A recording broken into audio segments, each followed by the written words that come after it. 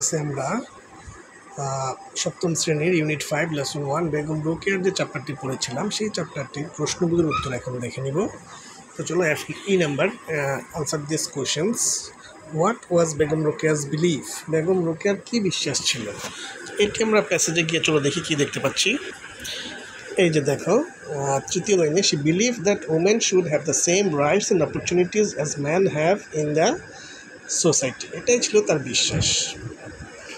What did she fight for? তিনি কিসের জন্য সংগ্রাম করেছিলেন, যুদ্ধ করেছিলেন? দেখো তারপরে পরের লাইনেই রয়েছে, she fought for their cause throughout her life. অর্থাৎ তিনি যে বিশ্বাসটি করতেন সেই বিশ্বাসটি বাস্তবায়ন করার জন্যই তিনি কাজ করেছিলেন। What kind of family did she come from? তিনি কেমন পরিবার থেকে এসেছেন, অর্থাৎ তার পরিবার কেমন ছিল? সো দেখো সেটি আমরা দ্বিতীয় প্যারায় যদি দেখি, her husband was a deputy magistrate of Bhagalpur. তার হাজব্যান্ডের কথা তার আগের লাইনে দেখো, her father Zahiruddin Mohammad Abu Ali Haidar Saber was an educated landlord. তার বাবা একজন জমিদার ছিলেন, তাহলে আমরা এটা বলবো। এবং তিনি আপার ক্লাস মুসলিম সোসাইটি থেকে এসেছেন তৃতীয় প্যারায়, তাহলে আমরা বলবো যে Begum Rokeya came of a upper class Muslim family and her father was a landlord. তারপর 4 নম্বর প্রশ্ন, why did many upper class Muslims learn Arabic and Persian at that time? কেন ওই সময় উচ্চ শ্রেণীর মুসলিমরা অ্যারাবিক এবং পার্সিয়ান শিখত? তো চলো এটা আমরা দেখে নিই।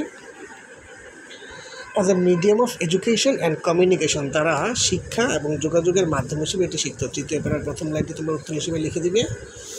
তারপর 5 নম্বর, why did Rokeya learn Bangla? Rokeya কেন বাংলা শিখেছিলেন? Rokeya learned Bangla because she loved her mother tongue very much. আমরা প্যাসেজের জায়গায় পেয়েছি, দেখো শেষের দিকে তিনি তার মাতৃভাষাকে খুব ভালোবাসতেন। এই হচ্ছে প্রশ্নগুলো এবং প্রশ্নগুলোর সমাধান। তারপর দেখো বেগম রোকেয়ার লেসন 2 রয়েছে। এখানে একটা যে কাজ রয়েছে, এখানে একটা প্যাসেজ থাকার কথা, সেই প্যাসেজটা আমাদের ক্লাসের টিচার সিডিতে বাজাবে, মানে একটা অডিও প্লে করবে, তোমরা সেটি শুনে এই 1 নম্বর 2 নম্বর প্রশ্ন এবং নিচে যেই টিক চিহ্নগুলি রয়েছে সেগুলোর উত্তর দিবে এবং প্রশ্নগুলোর উত্তর দিবে। এটা তোমরা ক্লাসে করতে পারো। আর এটার সিডিটা আমার কাছে ছিল, আমি খুঁজে পেলে সেই ক্লাসটা তোমাদেরকে এখানে করে দেবো এবং পরবর্তী ক্লাসে আমরা লেসন 3 হেলেন কেলার সম্পর্কে আলোচনা করব।